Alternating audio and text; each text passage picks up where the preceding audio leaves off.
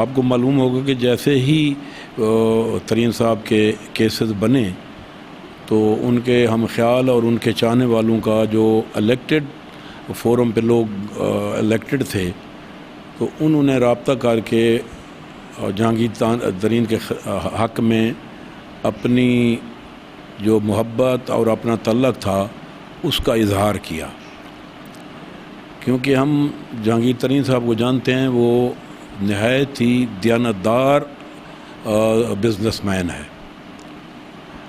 مجھے ایک sugar owner نے کہا کہ جناب والا ہمارے بزنس میں ہم جہانگیر ترین کو نیسلے کہتے ہیں، جیسے نیسلے پیور ہے نا، اس کی ہر چیز پانی، دودھ، دہی، اسی طرح ہمارے جو جہانگیر ترین ہے اس کا کاروباری طریقہ کار بالکل پیور اور نیسلے ہے۔ تو پھر ہم اکٹھے ہوتے گئے، تو گروپ تو یہ پچھلے 3-4 مہینے سے بنا ہوا تھا، تھوڑا اس کو ری آرگنائز ہم نے کیا۔ وہ ری آرگنائز کرنا اور منظم کرنے میں پھر اس کا ایک میڈیا نے اس کو اچھے انداز سے اٹھایا، اور ہم نے اس جو منظم کرنے کا طریقہ تھا اس کو انہوں نے پسند کیا، اور اس کو پھر انہوں نے اس کو بڑا سراہا اور میڈیا پہ اس کو بڑی کوریج دی۔ تو یہ تھا اس کو یہ گروپ کے بننے کی جو وجہ جو آپ نے پوچھی ہے وہ یہ تھی۔ پرائم منسٹر سے ہم ملے، ہم نے تو ان سے جب بات شروع کی تو انہوں نے کہا کہ بھئی آپ ایک بات آپ نے ذہن سے نکالیں کہ عمران خان کسی کو ناجائز رعایت دے گا، یہ تصور ہی نہ کریں۔ ہم نے ان کو کہا کہ ہم ناجائز رعایت کے لیے آئے نہیں، ہم تو انصاف کے لیے آئے۔ انہوں نے ہمیں کہا کہ یہ آپ کی بات صحیح ہے، تو ہم آپ کو انصاف دیں گے، میرا کام ہے کہ جہاں میں کسی کے ساتھ رعایت نہیں کرتا تو اس کے ساتھ میں بے انصافی بھی نہ ہونے دوں۔ تو اسی وقت انہوں نے کہا کہ علی جو ہے اپنا ایڈوکیٹ علی ظفر صاحب کو میں ان کو انکوائری دے دیتا ہوں، ان کی میں رپورٹ لے لیتا ہوں، کیونکہ وہ بڑا آنیسٹ اور بڑا لا نوئنگ آدمی ہے اور بہت ٹاپ کا وہ وکیل ہے۔ تو میں اس سے کہتا ہوں کہ رپورٹ دے دے، جو رپورٹ وہ دے دے گا۔ ہم نے کہا کہ اگر وہ رپورٹ ہمارے خلاف بھی دے گا تو ہم اس کو ایکسیپٹ کریں گے اور ہم فیس کریں گے عدالتوں میں۔ اور ہمیں یہ بھی پتہ تھا کہ اس کی کوئی جو اس کی رپورٹ کی ہے اس کی قانونی کوئی حیثیت نہیں ہے، لیکن اخلاقی اس کی بہت بڑی حیثیت ہوگی جب وہ رپورٹ دے گا۔ تو انہوں نے اسٹیٹ پہ 2 باتیں کی، میں غلط رعایت نہیں دوں گا، انصاف بھی دوں گا۔ اور چیف منسٹر سے تو ہماری ملاقات جو ہے اس کا تو اس کیسز سے کوئی لین دین ہی نہیں ہے، نہ اس کے دائرہ اختیار میں ہے، یہ تو فیڈرل FIA کا ہے۔ اس کے ساتھ تو ہماری اپنے جو ہمارے دوستوں کے کچھ تحفظات تھے ان کا ہم نے ذکر کیا، وہ پہلے بھی تحفظات دور کرتے ہیں، تو لیکن انہوں نے ہمیں بڑی دیانتداری اور بڑی خوش دلی سے کہا کہ آپ کے دل میں اگر کوئی یا ذہن میں کوئی غلط فہمی ہے تو آپ نکال لیں، ہم آپ کے ساتھ ہیں، میں پہلے بھی آپ کی عزت احترام کرتا ہوں، اب بھی کروں گا، آئندہ بھی کروں۔ جتنا پیکیج اناؤنس کیا ہے یہ ریئل ہے، ریئلٹی ہے۔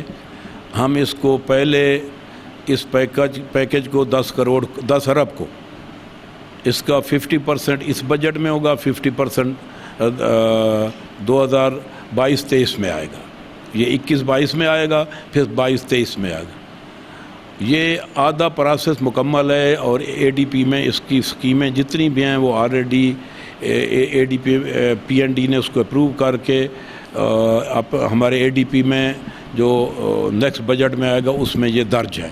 اس میں کوئی کسی بندے کو ابہام کی ضرورت ہی نہیں ہے کہ یہ اس میں کوئی کمی بیشی ہوگی۔ یہ پورا جتنا بھی اناؤنسمنٹ ہیں یہ پایہ تکمیل تک کو پہنچیں گی، اور جتنے منصوبے ہیں یہ مکمل ہوں گے۔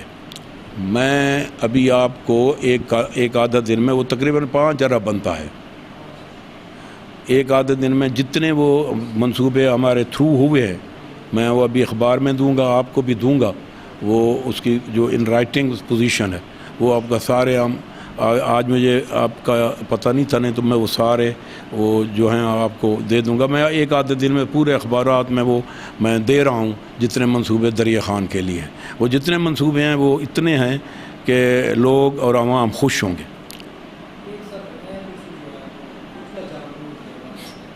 کوٹلہ جام کی یہ مصیبت ہے کہ یہ ایک پرانا آن گوئنگ منصوبہ ہے. یہ وہاں اس سے 18 ہزاری سے لے کے آگے جو ہماری باؤنڈری ہے بھریڑی سے لے کے دریا خان تک، ہم نے اس کے لیے 3.5 کروڑ روپیہ اپنے فنڈ میں سے دیا تھا، ثناء اللہ خان اور میں نے، کہ ہم آپ نہیں کرتے ہم ریپیئر کرتے ہیں. پھر لیکن اس پہ ڈپارٹمنٹ نے سٹینڈ لیا کہ جناب یہ آن گوئنگ سکیم ہے، یہ پیسے آپ کے خرچ ہو نہیں سکتے، یہ ہمارے اوپر آڈٹ پیرا لگیں گے، آپ خرچ کر نہیں سکتے. کل بھی ہماری یہی جھگڑا تھا، چیف منسٹر سے بھی ہم نے کہا کہ جناب ہم وہاں سے گزر نہیں سکتے، ہمارے لیے مصیبت ہے. ہم نے 3.5 کروڑ روپیہ اپنے بجٹ سے دیا، ایم پی اور ایم این اے نے، وہ بھی خرچ محکمہ نہیں کرنے دیتا.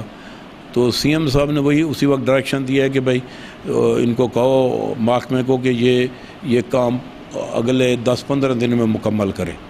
تو انشاءاللہ یہ مکمل ہوگا. یہ ہماری طرف سے کوئی کوتاہی نہیں، ہم نے تو اپنے فنڈ میں سے 3.5 کروڑ روپیہ دے دیا جو ایسٹیمیٹ لگا.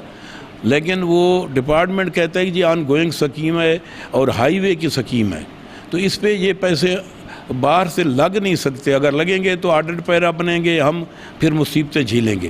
اور جو ٹھیکیدار ہے پھر ہم اس کو کیسے ایڈجسٹ کریں گے، جو پیمنٹ اس کی ہے وہ کیسے ایڈجسٹ کریں گے. وہ مطلب جو ان کے ہائی وے کے رولز ہیں ان کی وہ اجازت نہیں دیتے.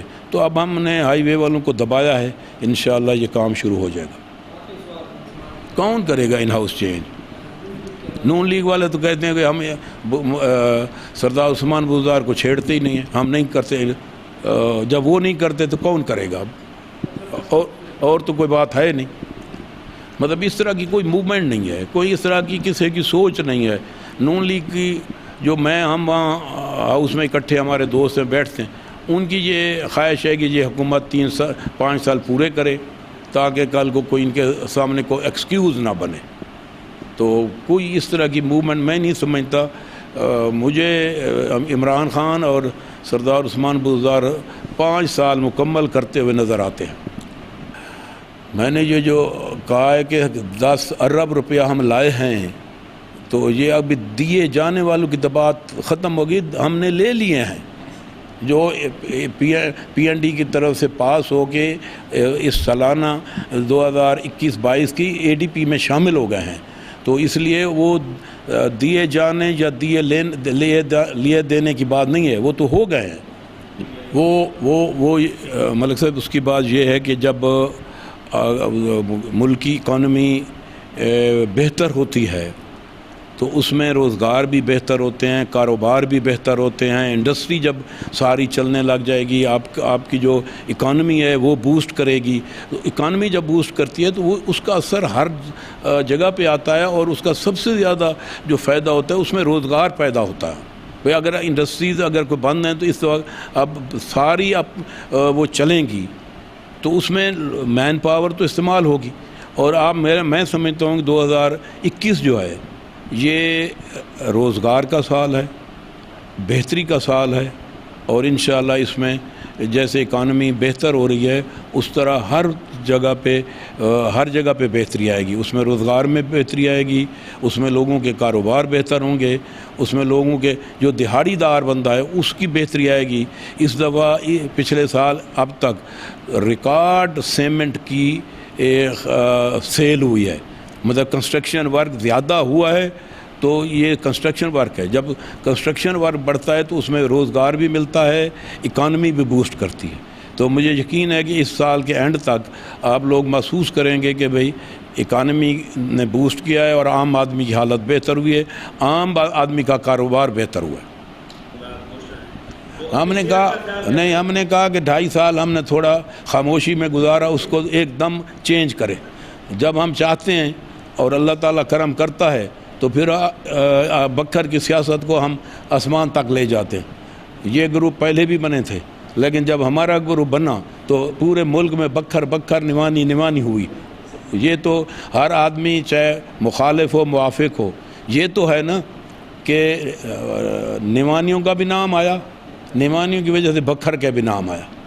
تو آپ لوگوں کی پورے ملک میں ایک تعارف ہوا جو پہلے بھی تھا، تو یہ تو کریڈٹ تو پہلا اللہ تعالیٰ کے کرم کے بعد عوام کو ہے، جو ہمیں اس کا لائق سمجھتے ہیں کہ ہمیں اس فورم تک پہنچاتے ہیں۔ ہماری پوری کوشش ہے، اور آپ نے دعا کی۔ یہ دیکھیں نا، یہ سب کیمپس میں نے بنوایا، سب کیمپس بن گیا۔ پچھلے 5 سال یہ اکیلے رہے، سب کیمپس کو یونیورسٹی نہیں بنایا۔ اب ہم سعید اکبر خان دوبارہ MPA بنا، وہی سب کیمپس اب یونیورسٹی بن گیا۔ اس کا کریڈٹ جو بھی لے، جو سمجھدار لوگ ہیں وہ یہی سمجھیں گے کہ جس نے سب کیمپس بنایا اسی نے یونیورسٹی بنائی۔